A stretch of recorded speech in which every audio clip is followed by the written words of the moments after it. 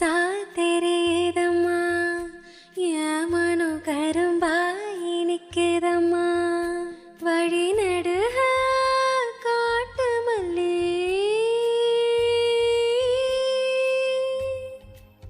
Hi friends, இன்றைக்கி ஒரு சூப்பரான சிக்கன் ரெசிபி தான் பார்க்க போகிறோம். நம்ம கறிக்கடை கபார்க்கான இறக்கியாச்சு. ஆமாம், இன்றைக்கி நம்ம மெஜஸ்டிக் சிக்கன் பார்க்க போகிறோம். மெஜஸ்டிக் சிக்கன் சாப்பிட மெஜஸ்டிக் வரைக்கும் போகணும்லாம் இல்லை, ஒரு ½ அன் ஹவரில் டக்குன்னு ரெடி பண்ணிடலாம். அதை எப்படி செய்யலான்னு இன்றைக்கி பார்க்கலாம் வாங்க.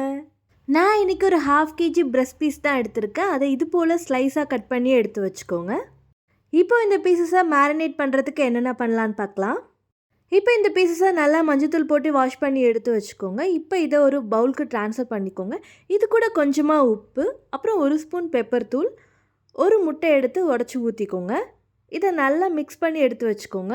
இப்போ இது கூடவே 1 ஸ்பூன் கார்ன்ஃப்ளவர் மாவு போட்டு நல்லா மேரினேட் பண்ணி வச்சுக்கோங்க. இதை அப்படியே ஒரு ½ அன் ஹவர் ஊறட்டும்.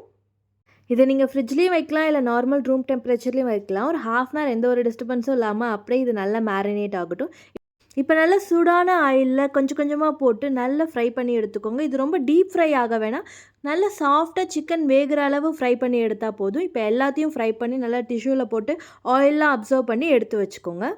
இந்த சிக்கன் ஃப்ரை ஆகிற கேப்பில் நெக்ஸ்ட்டு நமக்கு என்னென்னலாம் தேவையோ அதை நம்ம கட் பண்ணி எடுத்து வச்சுக்கலாம். கொஞ்சமாக கார்லிக்கை சாப் பண்ணி எடுத்து வச்சுக்கோங்க.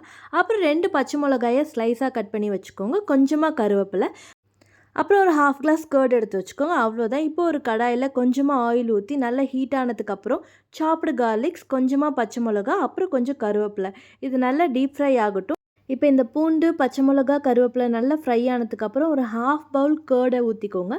கர்டு ஊற்றும் போது அடுப்பை வந்து சிம்மில் வச்சுக்கோங்க, அப்போ தான் நமக்கு தெரிக்காது. இப்போ ஊற்றினதுக்கப்புறம் இது கூட கொஞ்சமாக உப்பு, கொஞ்சமாக சில்லி பவுடர், அப்புறம் கொஞ்சமாக ஒரு டர்மரிக் பவுடர், இதை போட்டு நல்லா மிக்ஸ் பண்ணிக்கோங்க. நல்லா மிக்ஸ் ஆனதுக்கப்புறம் ஒரு நல்ல க்ரீமி ஸ்ட்ரக்சர் வரும். இப்போ நம்ம ஃப்ரை பண்ணி வச்சுருக்கிற சிக்கனை இது கூட மிக்ஸ் பண்ணிக்கலாம். இப்போ இது எல்லாத்தையும் ஒன்று சேர மிக்ஸ் பண்ணி ஒரு 5 மினிட்ஸ் அப்படியே சிம்மில் வைங்க. ஆயிலெலாம் நல்லா பிரிஞ்சு வரும். இப்போ இந்த டைமில் கொஞ்சமாக கொத்தமல்லி தூவி இறக்கி வச்சிங்கன்னா செம்ம சூப்பரான மெஜஸ்டிக் சிக்கன் ரெடி. இது ரொம்பவே அட்டகாசமாக இருந்துச்சு. நான் கூட கர்டு ஊற்றணும், வேறு ஏதாவது டேஸ்ட்டு வருமானு பார்த்தா, ஆனால் நிஜமாவே சூப்பராக இருந்துச்சு. ட்ரை பண்ணிவிட்டு எப்படி இருந்துன்னு சொல்லுங்கள். இன்னொரு வீடியோவில் பார்க்கலாம். டாட்டா, பாய் பாய்.